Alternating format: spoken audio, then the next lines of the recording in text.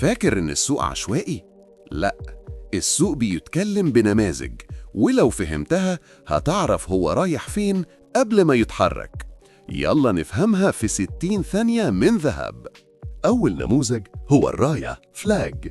بعد موجة قوية السعر بياخد استراحة قصيرة عكس الاتجاه، وده غالباً معناه إنه بيستعد يكمل في نفس الاتجاه بعد الاختراق. تاني نموذج هو المستطيل ريكتانجل. السعر بيتحرك بين دعم ومقاومة أفقية كأنه بيجمع طاقة. أول ما يكسر واحدة منهم بنعرف الاتجاه الجاي. أما المثلث الصعودي، قمة ثابتة من فوق وقاع بيطلع كل مرة أعلى من اللي قبله، وده بيدل على ضغط شرائي متزايد بيؤدي لاختراق قوي جدا. ودي كانت البداية بس.